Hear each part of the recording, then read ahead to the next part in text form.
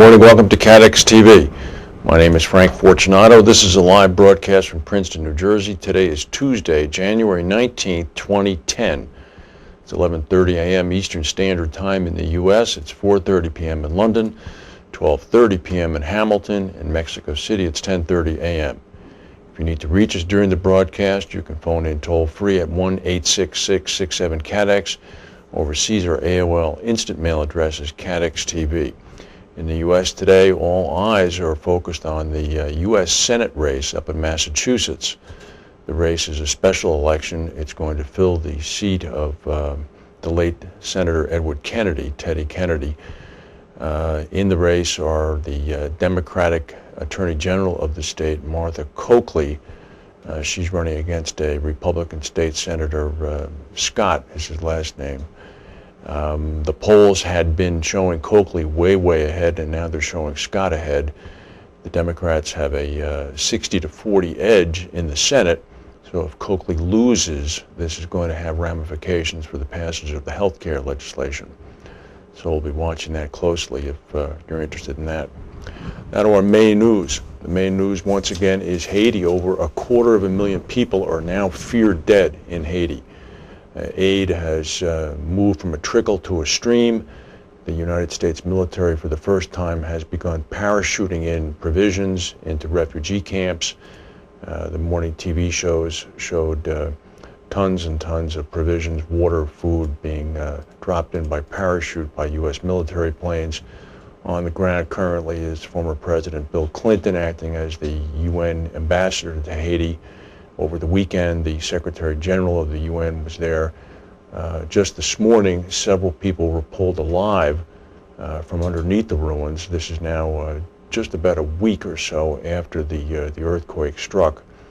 But it's still a absolutely tremendously horrible situation. The outpouring of support has been quite vast, and all we can do is hope that the situation somehow gets better, although I don't know how that's going to happen. Off Istanbul, a heavy storm is battering Istanbul right now. It caused a ship to run aground in the Bosporus Strait and also caused two others to request help. This is the Orkan Sea. It's a Moldovan flagged bulk carrier. It beached at Kilios at the northern end of the Bosporus and broke up. It had been drifting for some time. The ship's 21-person crew was rescued. There was a minor leak from the fuel tanks of the vessel. Efforts are underway to erect barriers around the spill. I don't know how successful that's going to be.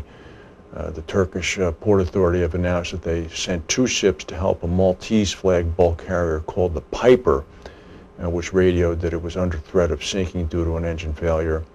Vessels were also dispatched to aid the Romanian registered tanker Papur, P-A-P-U-R, that was also drifting off of Kilios Beach close to the shore. The Bosporus, of course, is the only maritime access for the Black Sea to the Mediterranean, and there's a heavy storm in that area right now. Out in California, residents of the southern part of the state are bracing for another day of rain as the second of three back-to-back storms expected to hit the state this week approaches the coast. Rain is not normally a problem in other parts of the country. However, rain in California, in Southern California, after a summer and fall of scorching forest fires, means that the hillsides have been denuded, and heavy rain means mud. And mudslides mean houses begin to move down cliffs. High surf advisories off of Los Angeles were issued. Wave heights of 18 feet are reported. The rainstorm even cut power to thousands and forced Disneyland to close. The rain today is expected to bring rainfall totals of up to 3 inches along the coast and 6 inches in the mountain. The total storms beginning on Friday could drop a total of 20 inches of rain on Southern California. Yesterday, authorities ordered nearly 200 homes evacuated or put on alert in foothill communities just below areas devastated by the massive Station wildfire, which charred more than 250 square miles back in August. 100 homes were evacuated in the La Canada Flint Ridge area, and also 83 homes were evacuated in the San Fernando Mountain foothills. 63,000 customers in Southern California were without power for part of the day as flooding and high winds toppled power lines. In Orange County, the downpour forced Disneyland to close its gates 3 hours early and caused a roof to collapse on employees at a medical lab in Santa Ana. Citigroup made some news today. Citigroup is the American bank that is 27% owned by the Treasury Department. They ended a 3-quarter profit streak by announcing a $7.6 billion loss. This is CEO Vikram Pandit. He had to book an $8 billion pre-tax charge when he repaid $20 billion of bailout funds to the government back in December. Taxpayers still own 7.7 billion Citigroup shares. Pandit has failed to restore the bank to profitability in its second full year on the job, despite having lost $17.3 billion in the fourth quarter. Vikram then said, "We have made enormous progress in 2009. It was our responsibility to get our own house in order. We greatly improved Citi's capital strength and refocused our business strategy to take advantage of our unmatched global network." Well, I hope that's working out for them. Japan Airlines has finally filed for bankruptcy protection in one of Japan's biggest ever corporate failures. A state-backed corporate turnaround agency said this morning that it received confirmation from JAL that it had applied for protection from creditors. The move paves the way for a major government-backed restructuring of the airline, cutting thousands of jobs, closing routes, selling off aircraft. It's going to try to offload debts estimated at more than $22 billion U.S. In a statement late yesterday, JAL said its flight operations would not be interrupted as a result of the bankruptcy filing. The Japanese government said that it will do all it can to make sure Asia's largest airline by sales keeps flying. And the very large crude carrier hijacked by the Somali pirates has been released after a ransom estimated as high as $7 million was paid. The confirmation has come in now that the Maran Centaurus, one of the largest ships ever hijacked, has been freed. At least $5 million was dropped in ransom on deck by an aircraft. It apparently sparked a feud among the pirates, which resulted in gunshots being exchanged, but the ship was ultimately released. The ransom is believed to have been between $5.5 million and $7 million U.S. The Maran Centaurus was carrying 2 million barrels of oil. It was captured in November on its way from Kuwait to the U.S. Willis has been reported as the lead broker in that coverage. The American stock market in New York is up about 78 points. We'll go to a word from our sponsors.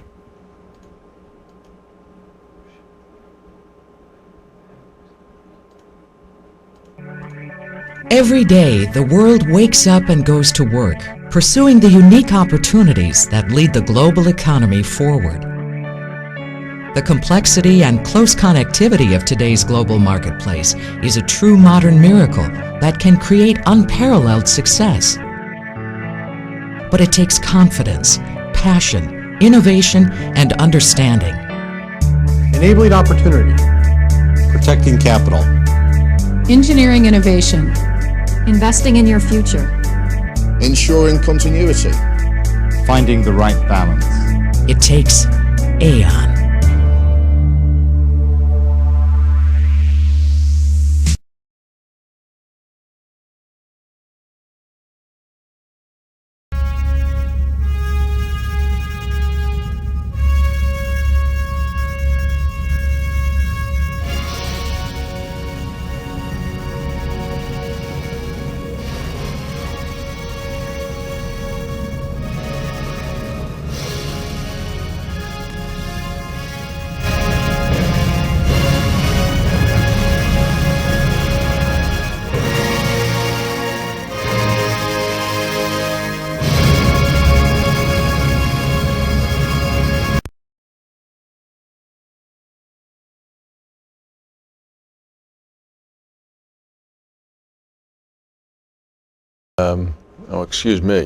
Excuse me, this is an even better story.